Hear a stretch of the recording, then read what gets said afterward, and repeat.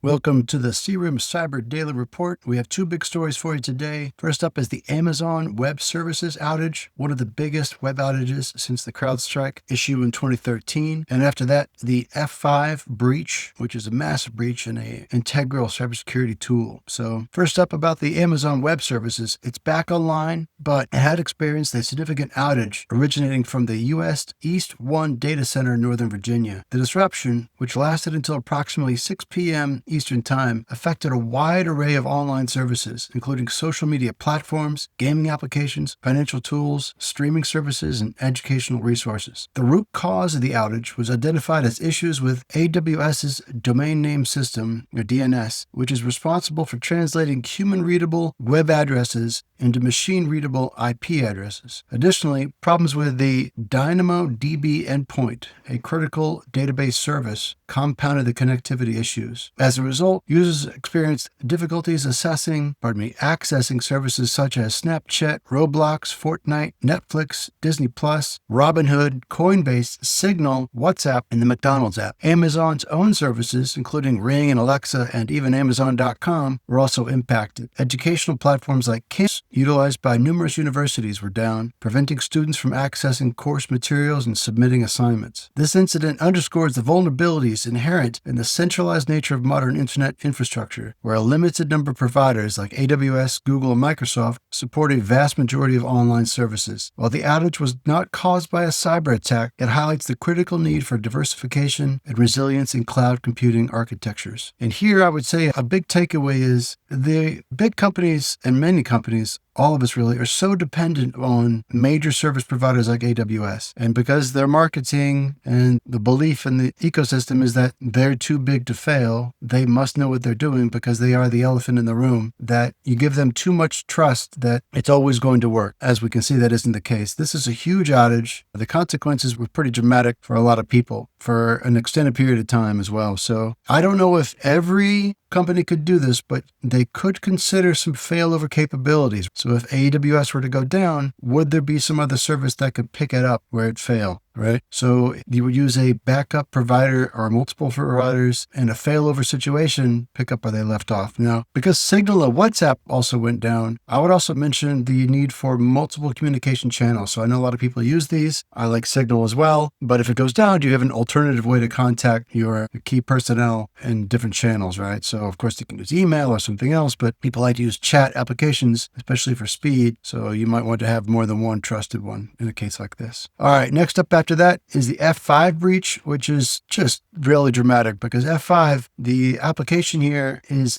specifically a cybersecurity for applications service that was breached, right? So this occurred ever since October 15th. It's been a little bit of time that it's been reported, but the first breach occurred some time ago, since early August 2025. F5 Networks has reported a breach by a highly sophisticated nation-state actor, leading to the theft of the source code, undisclosed vulnerability details, and a limited amount of customer configuration data. So they specifically affected the big IP application delivery controller, a critical component used by numerous enterprises and government agencies. This helps bundle the application and ship it and give it some security along the whole process. So it's really at a deep level. F5 identified the intrusion in early August 2025. The company, in collaboration with third-party security firms like NCC Group and IOActive, confirmed that there was no evidence of the attackers compromising the software supply chain or exploiting any undisclosed vulnerabilities. But the attackers did get access to, as of yet, unresolved vulnerabilities, so that it's not guaranteed, I would say, that they haven't been exploited yet in the wild. Now, the stolen data appears to be limited to the big IP product line, with no indication that other F5 products, such as Nginx or F5 distributed cloud services, were affected. Pardon me if I say that Nginx wrong. I've never said it before out loud. All right, now, the U.S. Department of Justice permitted F5 to delay public disclosure of the breach, which is unique, highlighting the potential national security implications of the incident. This breach underscores the vulnerabilities inherent in critical infrastructure components. The theft of source code, in this case, and vulnerability details could potentially facilitate future exploits if the stolen information is weaponized. Organizations utilizing F5's Big IP products are advised to apply the release patches promptly and review their security protocols to mitigate potential risks. I would also like to iterate a takeaway is that you cannot rely solely on the security products provided by a company. You have to install as much of your own security oversight and steps as you can within your application. So do not hand over all responsibility for security over to the product. Bake in as much security with your own methods and best practices as you can into any application that you deliver. Okay, that's the big news for the day. Thank you very much.